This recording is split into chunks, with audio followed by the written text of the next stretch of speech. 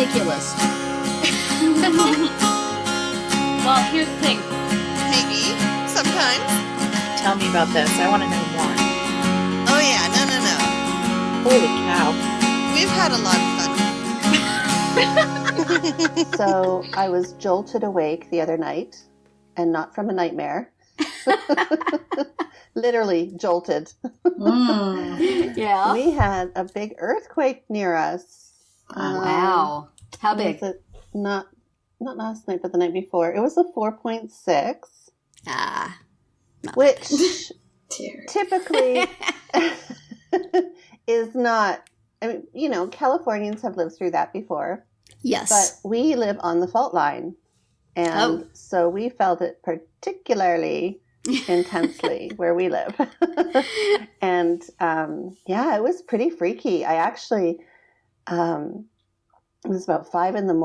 And once you've lived here for a while and you feel an earthquake, it's like you either sleep through it or wake up briefly and go back to sleep. Was it like in the early morning? They always seem to be in the early morning. Yeah, it was at 5 a.m. Yep. And there's none of this kind of duck and cover stuff. It's just sort of like, okay, it's done. Go back to sleep, right? Yes. But this one, holy cow, it was like a truck hitting our house at full force. It was crazy. Did you hop out of bed and get in a doorway? Well, no, apparently that's a myth. You do not get in doorways. Well, doesn't matter. It's what I did in my youth. I never got buried. I know. No, well, the thing is that I was too in shock. Like, I would be terrible in an emergency situation because I just sat there in shock. And it was my daughter who actually, she was actually the one that woke me up because I was sleeping initially. And all I could hear her scream was, earthquake! And then the next minute, I knew she was on top of me. Oh, wow. She was protecting you from any falling debris. Yeah, flung herself on me. Wow. And then I woke up and it was, you know, still going on. Typically they don't last very long, but this one was a good couple seconds. And yeah, it was really freaky. I mean, like I said, I've been through a couple that have been in the 4s, but because we were, you know, near the fault line of this particular one, oh my God, I have to say I was scared. I was like shaking after. And, you know, things were rattling and shaking and nothing fell down except for a few birthday cards off my shelf. It was pretty intense. But yeah, Terry, I imagine you've lived through a few yourself, having grown up here in California. I remember the Silmar quake in 1971. That was, I'm just looking up on Wikipedia, apparently it was a 6.5. I remember that being my mother running around all concerned. That lasted a little bit. And, you know, she came and got me out of bed and put me under a doorway and then stood under a doorway because that was what you did. You know, whether it does any good or not, it makes you feel like you're doing something. Exactly. Instead of just standing there waiting for the roof to fall on you. Yeah. You know, it channels your panic nicely. Yeah. And I also remember the Northridge quake. I think I was in college when that one happened. I was up in Santa Barbara. Well, I'm not sure where I was, but I remember seeing pictures of, you know, stores with all the stuff from the store on the floor and, you know, highways broken and all that. So, and I'm sure there were some in between that weren't quite that strong, but I always liked earthquakes. When I've lived in other parts of the country where the disasters have a long lead time and you have, you know, time to run to the store and fight with people for the last carton of milk, the earthquake, you know, you're going along, you're going through, well, you're sleeping, and then all of a sudden it happens, and then you deal with it. You don't have, you know, to worry about. I remember when I was in Kansas City, I think I've talked about this on the podcast before, being told that I should go down into the apartment below mine with a mattress and hide in their bathtub. And I'm like, you know what? Right. for the coming cyclone or whatever. But and here in on the East Coast we have hurricanes, and it's just all anybody is talking about, all that's on the TV, all that's on the Weather Channel for days. So there's something to be said for instant disasters. Yeah. No, it was quite shocking. And so my daughter and I concluded that if there was ever a zombie apocalypse, that she would probably be the one to to get up and get moving, and I would just stand there in shock. So I want to be on her team. Well, is she going to drag you along to safety, or is she just going to leave you as a decoy? Zombies over there. She's slow moving, and then book out. Save the next generation. That's right. Oh boy, it was, I'm telling you, like I said, generally we just kind of like, roll over and go back to sleep, but not this one. It was pretty shocking. Does your dog react? Oh no, the dog, no, she failed us. She didn't even lift her head. Wow. Yeah, no, this business of animals telling you and alerting you beforehand, not my dog. She, and apparently my son's cats, they did the same thing. They just kind of laid there, and there was no What good are they? Yeah, really. So, yeah, they'll be useless. No real emergency. Yeah, so that was the highlight to our week so far. A little excitement. Is everybody talking about it? Is there tweeting and Facebooking? Did you feel it? Did you? In California, it's like, wake up, feel the earthquake, check Twitter, go back to sleep. People are over it. Yeah. I mean, and they're checking Twitter to see, what other people are saying about the earthquake. Right. And what they're doing and what they, what has happened. So, yes, I was immediately on Facebook and Twitter. And the hashtag was already trending like within seconds after. Who can get there first? I know, it's so funny. Anyway, so yeah, we were all over it checking it out, but yeah. Well, I guess as long as the highway you take to work hasn't collapsed, life goes on. Yes, exactly. As long as you can get to work and get your coffee or your, I don't know, green drink or something. Is that what they empty the shelves of before a disaster there in California? Oh, I'm sure they empty them of milk and bread, quinoa and green juice and kale and what's the latest one? What's the big one now? Oh, the shelves sprouts. Of quinoa are cleared out. Brussels sprouts in anticipation of the storm. Yeah. People in Los Angeles have their priorities. So, yes. And they would take their yoga mat with them. Absolutely. Sure. Well, it's good for, put over your head when the earthquake comes. Multi-purpose. You can sleep on it. Protection. Yeah. There you go. Their Lululemon pants. They'd have to have their Lululemon pants on as well. Mm-hmm. Anyway, could go on. Life in Southern California. That's right. So. Well, as for the podcast life here in all our different places, let us say hello and welcome to Parenting Roundabout, a weekly podcast about the things that parents are talking about, obsessing about, and complaining about right now. I'm Terry Morrow, and with me today are Catherine Haleko. Hello. Earthquake free. Yay. And Nicole Erdix. Yes, hello. Duck and cover. Yeah. Today on the podcast, we're going to talk about outdoor chores on our speed round, shout out some stuff we like on the Roundabout Roundup, and do some shameless self-promotion. But first, kids on stage and ice and all sorts of places. Nicole? Yeah, so if you are a parent, it's highly likely that you have attended at least one band concert or dance recital or ice show or a science fair or spelling bee or all of the above. Or I mean, it's endless. It is a very enjoyable experience seeing your child demonstrate their skills and their talents and what they love. But it can get a bit challenging and tiring. And for me, those days are pretty much over with my kids, and I have to say I'm kind of okay with that. But some parents might not be. But anyway, since I feel like I'm kind of on the other side of it now, and I feel a little bit of a veteran, with all this stuff. And Tara, I know that you're kind of on the other side of it as well, and Catherine's in the middle of it. I don't know. Maybe we can talk about. So we'll just sit and listen to Catherine talk and laugh. I feel sorry for her. No.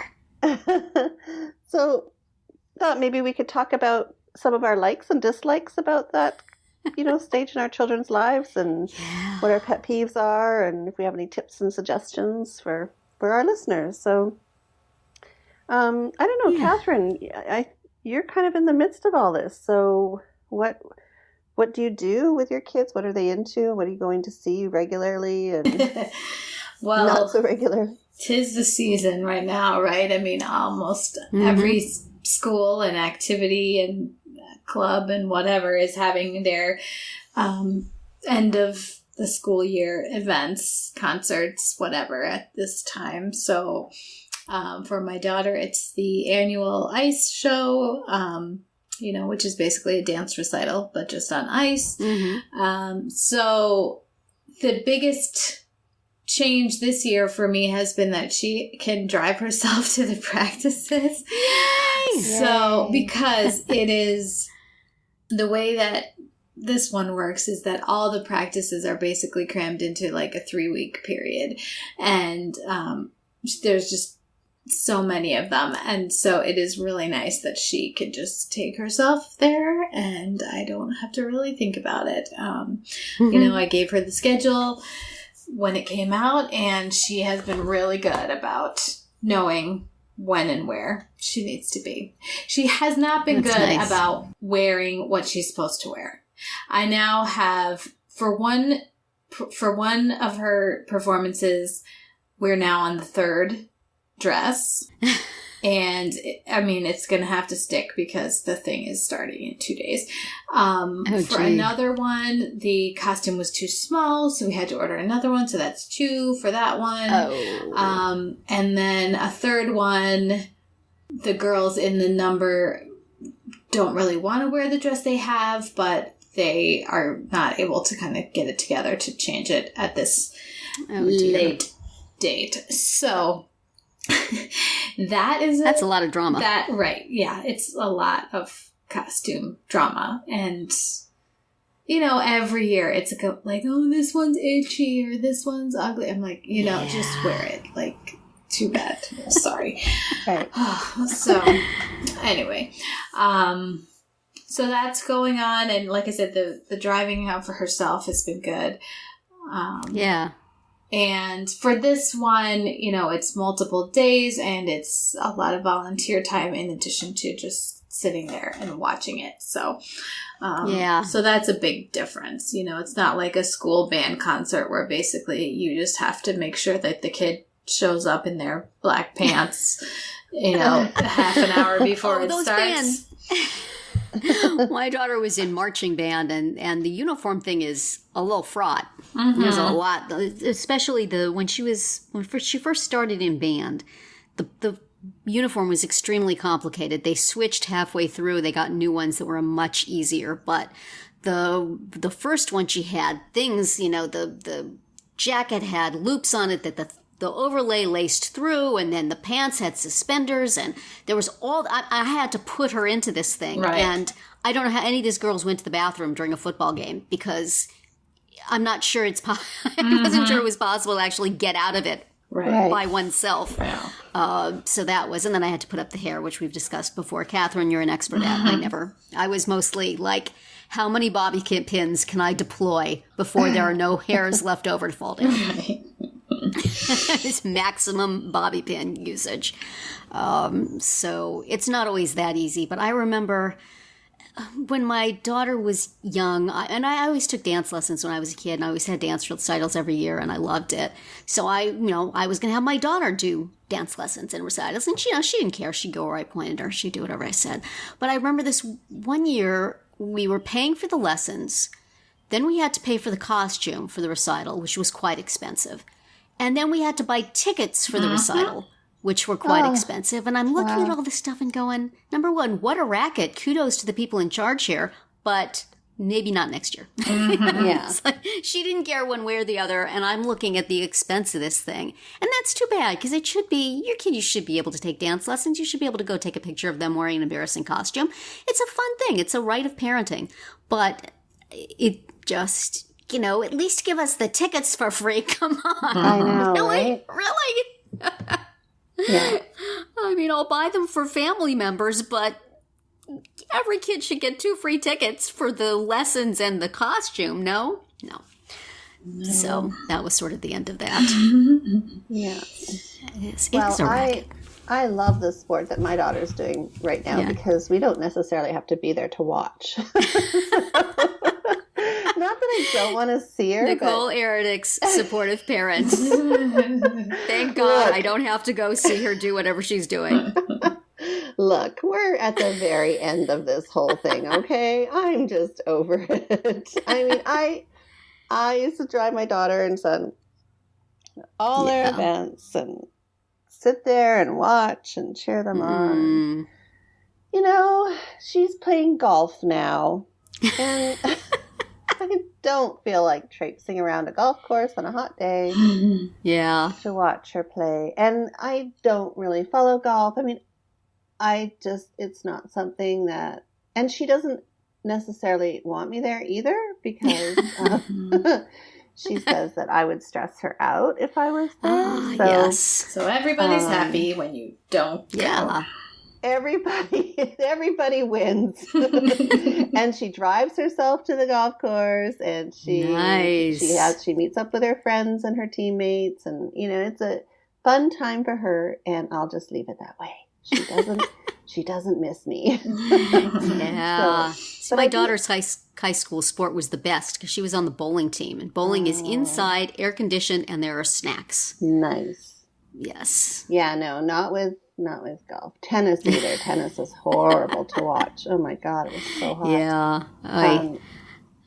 So my daughter is so she's doing that this year and she's quite happy with it, but I've certainly spent my fair share of time going back and forth for various events. So and I don't have any tips to make it any easier, although having a cell phone helps.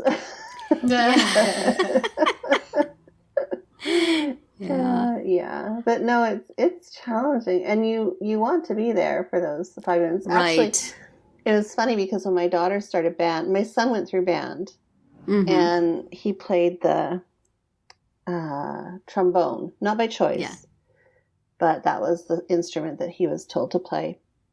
And we would go to his band concerts, and of course the trombones stand in the very back. Yeah. And you can barely, if you're lucky, you'll see your child. And so, so I used to sit through these band concerts of his. And so when my daughter went to join band, I said, "Play the flute. You'll sit at the front. We'll be able to see you and take pictures." So she did. I hate that about being in the flute section. I don't want people to see me. You don't want to be in the I would like front. to be in the back. Yeah. So when you're at community band, I argued with people and made them let me sit in the middle of the row, in the second row, so nobody could see me. It's like, I don't want to be on the end. I don't want people to see me. Right. So it's too much pressure. When you're there to watch your kid, it's like, I gotta true. have something from this. I gotta have a picture or something. Yeah. Anyway, that was the deal. I have learned that you probably can't get there too early for any of these things because they're always so crowded. And you should probably bring like a stadium seat with a back. Yes. Because, oh my gosh. you're usually in like bleachers that don't have a back. So that's, I mean, unless that's for the band concerts. I know, like theater performances, they're in an actual theater where you can sit in a chair, and that is nice. But I find that the nice thing about band is that the practice generally takes place either both in school and then when they practice at home, it's on your own schedule. It's not with the the other, like the dance recitals and the theater productions. Yeah. Yeah. Someone else is making the schedule and they really don't care if you have anything else to do in your life at all. It's like, we know you have to be there for every single practice or you're not in it. But my hamster died. Well, nope, too bad. Or you have like a incredibly big test. Well, no, you're going to have to come to play practice. So. Right. That can be hard. The years my son was in water polo, they were probably the worst because they were right at the beginning of the school year. So that was in August, September, October. So the hottest months here. Mm-hmm. And we'd be in the bleachers and there'd be barely any shade. And, it was definitely, in the hot cement of the pool deck. And those were very uncomfortable days. Thankfully, a game would only last an hour, but if they won, then they would have to wait around and wait for their next game. But still, those were tough days as a parent. Yeah. I went to a lot of football games because of the marching band, and they were always pretty fun because there was a lot of other band parents there and we all sat in the same section, and so we were cheering, and the band kids were doing like the pep band during the game, and we were right next to them, and that was kind of fun. It was a real communal feeling, but boy was I glad watching those games that my kid was playing trombone and not on the football field. Right. I don't know how you as a mom could sit there and watch your kid get tackled without like running onto the field and going, baby, are you all right? Talk to mama. My son's next season in hockey, they'll be checking at this age. So we're going there. Yeah. Worst danger my daughter was ever in the band is when they were playing, they were doing a marching thing in a gymnasium and they were swinging their trombone slides around, and I thought she could probably take somebody's head off if they didn't do it just right, but they didn't. It was all good. There you go. Yeah. But I don't know. I'm out of the young kid stuff, but I still my son still does do Special Olympics, and he does a challenger baseball team through Little League. So we're still going to games. Well, we're still doing stuff. You're still doing it. And I remember you talking about when your son was younger, and they would do school productions and things that he had to be in, and how that was really tough for him really because of the disruption of it. Right. Yes, it was really rough for him. Especially like the practices, the constant pulling out of class for practices for somebody who relies on routine is really bad. Mm-hmm. And then, there was one time that by the time the actual performance was there, he was so stressed out that I just said, you know what, he's not going to do this. Mm-hmm. I'm keeping him out of it. And then I was terrible person who wouldn't let her adorable child be in the Christmas program. I'm like, he's not going to the elementary school for the performing arts. Right. Can we just keep them in a classroom, please? Yeah. And then there was another time where I pushed I always push my kids to do stuff. And I had pushed him to be in the choir because he has a nice voice. This was in elementary school. But then the performance, he had trouble standing still. And all I could think of was all the parents videotaping this. We're going to be distracted by my kid bobbing around. And it's terrible. What do I care? Yeah. It's terrible. I should have been there just sitting there being proud. But instead I was like, just agonizing over every possible thing. And some parent told me after, I saw how you were throughout it. That was really hard for you. And then I felt really bad because, you think you're doing this quietly in your seat and nobody's noticing. Yeah. Everybody apparently was noticing. So I wish I could go back in time and just not give a bleep and be proud of my kid for whatever he's doing. Mm-hmm. But, walking that line, like I want them to do what other kids are doing. And if they can't quite do it right, then I feel I'm letting everybody down. Ugh. Right. But stressful. Yeah, no, it's hard. And then I don't know, there's a certain amount of judging going on. Yes. It's just fraught with I It can't. really is. Actually, I'll look forward to being a grandparent and going to see my grandchildren's recitals, Yes. because then I won't have that emotional Because they can investment. do no wrong, of course. Exactly. That's right. You know, That but is we something don't to have look to, forward to. We'll be old enough, and we'll just be able to simply enjoy what our grandchild Yes. is doing, and so it's kind of like a second chance. That's right. That's where I'll have my second chance to go back and Yes. say anything that this child does is wonderful. Wonderful, fabulous, the best one there. And you know, my kids will have to pay for all the expensive tickets to go see things and then give them to me. So I won't have to worry about There it. you go. Uh-huh. Ay. Yeah. That's how it It's works. definitely a rite of passage, I think, when you have kids, Oh, It yeah. is. to Yeah. sit through those events. And a rite of passage for the kids to have to do them. Right. Yes. And I mean, I'm really bad about like taking videos because I'm just like, I really don't think I'm gonna watch this. Like, I always Right. think about my friend who I went to middle school and high school with, and she was very, very talented, like a beautiful, beautiful singing voice, and she had 5 brothers and sisters who all were equally talented. Oh, wow. And I remember in their family room, just like the wall of videotape. I'm like, they just have hours and hours of footage of this stuff. Like, are they ever?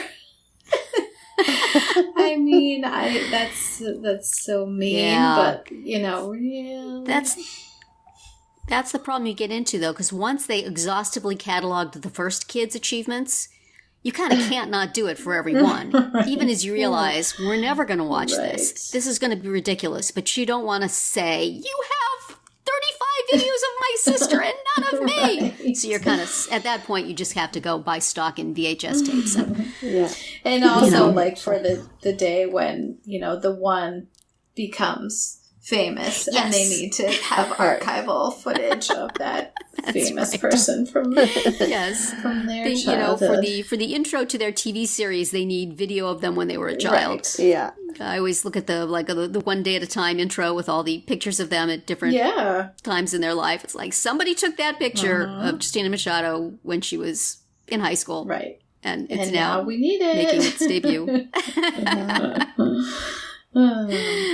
Yeah, you better document. I'm very bad at documenting, and it's like with the Special Olympics stuff now, whenever there's a Special Olympic event, I used to like get up and try to take a picture of my son with his medals, but there's like 5 other people taking pictures, and I know they're all going to put them on Facebook, and I'll just download the ones I want. Why am I bothering? Exactly. Right. That's how I do it now, too. Like I have become so lazy. Yeah, I look for other people's photos and just download them. And it's hard taking pictures on ice. So especially just if you're just using an iPhone. So I have a couple of friends who take pictures with a real camera, who sometimes will take some of mine, or sometimes I do buy pictures once in a while. They have like a professional service that does it, right? Yeah. That's nice. So sometimes they charge just absolutely exorbitant prices, but sometimes you can get a reasonable fee and or split it with the team. That's true. Yeah. Someone on retainer to take your pictures for you. Mm-hmm. Yeah. No. My husband's been, he was always very good taking footage. I think I brought this up in an earlier podcast. Oh, that's right. I was so annoyed about with vacations, him. I think. Yeah, hauling this big old camera around and videoing and taking photos, and I was so annoyed with it because I don't know why it bugged me, but it was just constant. And and now years later, of course, I'm so thankful that he did all that, because he's got some great memory. He's captured some great memories that we do look back on. And now what he's done is he's starting to send all of the negatives and the videotapes to a company that scans them, and then you can get them on online on a computer. So now they're all stored on his computer. So I did that at one point with childhood slides, but now I don't know where the video is, and probably needs to be converted into something else now. No, I mean, I'm thankful. I complained a lot at the time, but I'm pretty thankful he did all that. Yeah. Was he the guy standing at the back of the auditorium or standing up in front of a bunch of other people to take video of performances? Yeah, he was the guy that was getting up to the very front and I hated that guy. He was that guy. He was the guy stressing me out that my kid was behaving in a non-typical way and would be ruining his video. Yeah. So, no, it's good. What did I Now do? he barely takes any, and I'm just like, come on. Like now, all the proms and dances that my daughter goes to and various things. I take all those photos. I'm like, you're bailing, dude. Wow, what happened? Job. The pressure. And I'm not a photographer by any means, so thankfully they've been working out so far, but like, come on. You took all those photos of Josh. You're failing your daughter. Second born syndrome, right? Yeah, that's right.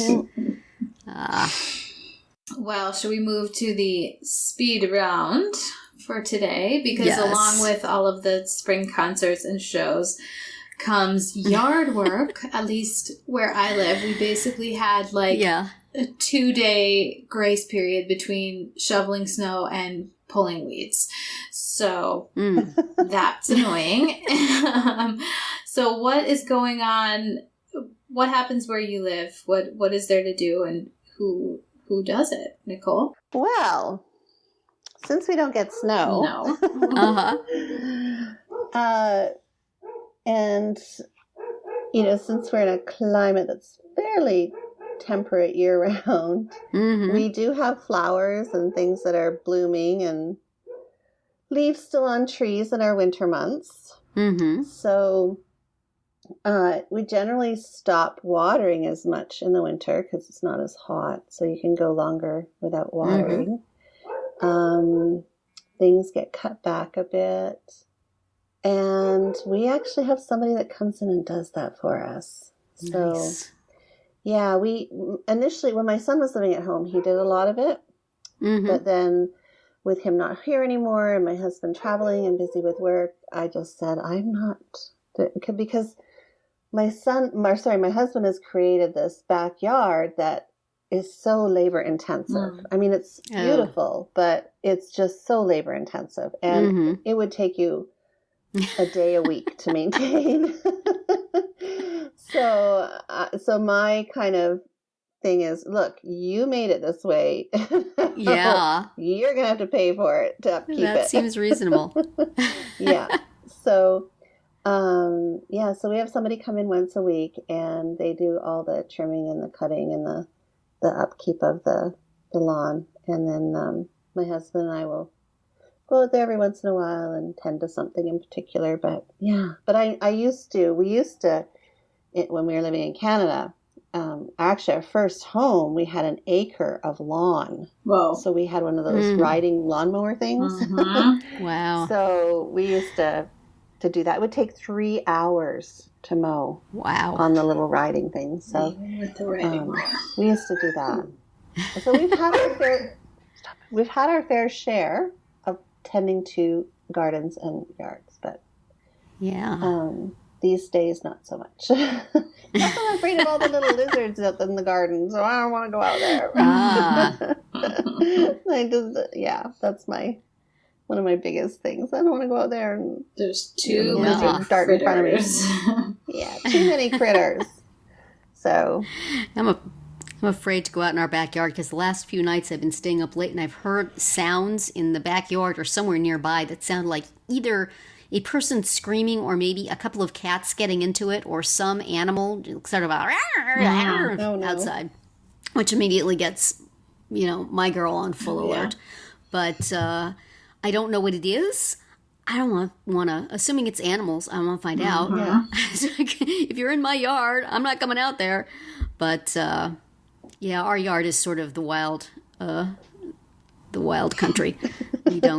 We don't take very good care of it. By we, of course, I mean my husband. So he insists that he doesn't want a yard service, that he wants to do it himself, but things are always getting in the way. You know, he plans to do it on his day off, and then something else comes up, so it gets kicked down the road a week, and pretty soon the bushes are impenetrable, and it's not good. It's amazing how fast it can change. Yes. You know, I mean, like I said, we had snow on the ground just very recently, and now every time I walk through the backyard, I'm like, oh, look at all the dandelions and the, you know, the weeds that are popping up in the flower beds and stuff, and you know, we got to start mowing now. Like our neighbor mowed his yard like a week, even more than a while ago, and my husband was like, oh, he mowed. Now that means I have to mow. That hasn't happened yet, but it will. Yeah.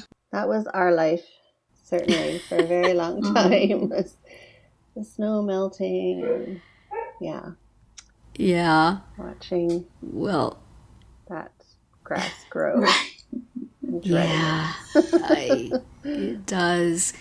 We have not so much landscaped our yard as we have not removed the things that have blown in. So we have a variety of things that are probably weeds, but have grown to such an extent that they sort of look tree or shrub-like, and they're impossible to get rid of. So we're just going with it. Right. And, you know, so my husband occasionally goes out there with like a weed whacker of some sort and tries to cut them down, but they are not happy to even be trimmed. They want to live free. And, you know, both our front and backyard now has these weed-like items in them. Weed-like items. And we don't really care that much. We did at one point get something from the city. Somebody had complained about that we hadn't trimmed something. So at that point we did, but I'm sure it's way past that now again. And I don't want to have anything to do with it. If it were up to me, I would just hire somebody to do it. He doesn't want to do that, so it's his job, but I just try not to look out the window too hard. And no, you know, or go in the backyard. We have a tree at this point that has to come down because it is encroaching on the neighbor's yard. It's kind of taking down their fence and rooting up their grass. Right. So they have asked us to please get rid of it. And it's a big tree. So that we are hiring somebody to do. We're not going out there with a saw ourselves. No. But that's going to leave a big naked hole in our yard that will quickly be filled up by these weed-like treelets. Weed-like treelets. We are that house. Where they go. Are they ever going to take care of that? Should we report that to somebody? How many weeds are they going to let grow? That's us. But it's the natural look. We're just allowing the natural flora to grow to its most glorious extent. It's like native species or whatever. Yeah, that's it. You could be like trendy Californian and just zero-scape it. Right. And you wouldn't have to deal with anything just at all. Just like gravel. But that sounds kind of like, gravel. You know what? The house I grew up in, we had gravel in the front yard. Front and side yards. It was all gravel. My dad was a man before his time. It was like, he was. We had a little patch of grass in the backyard, but not in the front. Yeah. Rocks and more rocks. Yeah. Well, now it's this, these tiny little pebbles that look like pea gravel. Sand. Oh, that's smaller than pea. Yeah. That sounds smaller. Yeah. It's a very Palm Springs kind of a look. And then there's a few, some cacti and, that don't need a lot of water, but it's very low maintenance. Problem with that, at least the gravel of my youth, is if you live on a street where kids walk on to get to school, they will kick the gravel out onto the sidewalk just because it's fun. And so you don't have to mow, but you have to sweep quite a lot. That is true. Dang kids. Possibly me. But that feels is good true. to dig your foot through it. Yeah, the elementary school that my kids went to had pea gravel on the playground. And it was Yes, everywhere else. And, in their shoes, and, they would throw it at each other, then they would throw it at the slide to watch it roll down the slide. Like, it was a constant, you had to... Like, who decided Seems on like that? such a good idea at the for time. the playground attendants. You're constantly like, stop kicking the gravel, stop throwing the gravel. Like, oh, gosh, I feel bad. Oh, and now with all this artificial turf stuff, too, that'll get in your shoes. We have to come home and empty out the little rubber pellets. And they might give you cancer as well. So that's delightful. But you don't have to water them, so, it's good. Yeah, It's all good. We have our division of yard responsibility is generally like it. My husband or kids mows. We did for a while have a service, but when our kids got old enough, it was like, okay, you guys can mow now. And they fight over who has to mow the front lawn because people see them there. Because it's kind of a busy street, and there's always people like driving and walking by, and if it's someone they know, they'll be like waving, and they hate that. They just really don't want anybody to, I don't know why, like, who cares, But I think they would want to get the credit for it, I know. Look at that nice kid. Yeah, mowing the lawn. I guess they're... And then you get once they pass by, you get your sibling to come finish it. Right. So No, I understand. Yeah. It was that kid. And then I'm the one who's always weeding, and generally and like every year we get plants. We have these planters outside, and we tend to buy like 1 or 2 hanging plants too, because the figure skating club always has a fundraiser for the hanging plants, so we have to buy them. And they die. Like, I cannot keep... The planter ones get rained on, so they tend to survive my negligence, but the hanging ones, I don't know. I just can't. I try to water them, but I don't know. Something about them, it just never works. Aww. So... But I'm the one who's out there weeding, listening to podcasts and weeding all summer long. How do you, as a family, divide up the cleaning up dog stuff from the lawn chores? I tend to do that also because my husband, because I'm like, if you're going to mow the lawn, you got to pick it up first, so that you're not stepping in it or driving the mower through it. And they just usually tend to ignore me. So I do it because I don't want them stepping in it. So, yeah. Right. Yeah, my husband regularly just mows over it. I say, that can't be good for the mower or the grass. The lawn that we're like mulched with dog poop all over the place. But he dismisses my concerns, and I don't want to go pick it up. So the other day I told my kids we were going to have this tree taken down. I said, when the tree guys come, I don't want them stepping in stuff. You guys have to go clean it up. And my daughter goes to me, I remember when we got the dog, you said you were going to do it. And I said... Did you really? She really did. And shortly thereafter, she and her brother were out there with plastic bags doing it. That's right. Well, yes. A couple weeks ago, my son was having a friend over, and they knew they were going to be playing in the backyard. And so I said, you need to pick up before he comes so that you're not stepping in anything. And do you think he did? No, it wasn't where we needed to be. We could just avoid it. Really? I find that hard to believe. I keep trying to convince my children this is part of having a dog. It's not just having a fluffy friend. It's feeding and picking up the poop. You want the good things, you want the bad. It's like having kids. Yeah. Yes. But they only do it when I nag them. And sometimes not even then. I'm putting it on my new chart that I'm making for my son. Yes! I love this idea.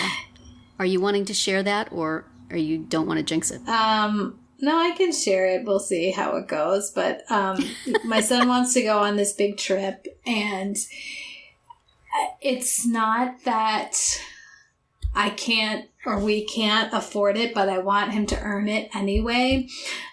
So he... As we discussed last week. Right. Don't want to be nurturing him too much. Right. I don't want to nurture him. I want him to do what I want to do. Yes. I mean, I want him to obey. Right. So, so I created this whole point system where he can earn points, and he needs to earn a certain number of points to go on the trip. And yes. I love that. Two of the ways he can earn points are picking up dog poop and mowing the lawn, vacuuming, cooking a meal, and some of it is stuff that I want him to do that he should be doing anyway, and not getting rewarded for it. Like, right. Half an hour of screen-free reading or whatever, so he can still earn points that way. Just because I want to encourage those behaviors. So. Yes. So we'll see. We'll see how it goes. Yeah. So have you introduced this idea to him? Is he receptive to it? He is, because he really wants to go on this trip. Oh, that's good. Everybody set your watches for how long it lasts. We will see. I say at some point he's going to say, you know what, I really don't want to go that bad. Now you need to be vigilant about it, Catherine. That's You're the hard part. I know. Work for yourself. But if it encourages the behaviors that I'm trying to encourage, it will really be worth a lot to me. So true. I am also motivated. So we'll see. True. Anyway, we kind of strayed from our our speed round. Well, it didn't. But don't worry. It did include outdoor jobs. It did. So, but never fear, because you can hear a new speed round every Wednesday through Friday, and they're nice and short. Give us points if they're short to get things we want, and we'll stop talking. Now we bring you some of the things we've read or seen or used recently that we want to shout out and share with you. I have actually been engaging in mine while we talked, as we often talk about. Catherine and I anyway are doing Sandbox all the time, oftentimes while we're podcasting. But Sandbox just came out with a new version of their app that allows you to import your own photos, and it turns them into coloring things. I'm coloring a picture of my daughter right now. Yes, her face is going to be so pixelated that nobody will know, but still, that's what it is. I recognize the picture. So I think that's a cool thing. Thank you to the Sandbox people for continually adding things to their app and yet not charging for it. So I think that's awesome. And if they would want to put a yes-no switch on the way they've changed the magnifying thing, that would be good also. But that I do not so much care for. But being able to pull in a picture and turn it into a coloring grid and color it is awesome. So check it out if you enjoy that sort of thing. Nicole, what are you sharing today? Well, I tried a new restaurant yesterday that has come, new to our community. I think it's fairly new in Southern California. I don't know where it exists elsewhere, but it's called Luna Grill. Oh, I've heard of that, I feel like. And I think they're a chain, but I don't know how many they have. Anyway, it's Mediterranean food, so kebabs and rice and salads and hummus and tzatziki and so all that good stuff. So I tried it out yesterday, and it was really, really good, really delicious and fresh, and I'll be back. Nice. And actually, it was kind of cool because you can either dine in or take out, and if you stay in, they have this patio attached to the restaurant. It's covered, and half of the patio is chairs and tables, and the other half of the patio is where they have a couple of these, where I don't know what it's called, but you shoot a beanbag and you try and get it in a hole in a board. Cornhole. Okay. So they have several of those cornhole boards set up. Nice. And for people to play while they are at the restaurant. So it's kind of a neat concept, and good food. Nice. So I'm shouting out Luna. Very nice. So Catherine, what do you have this week?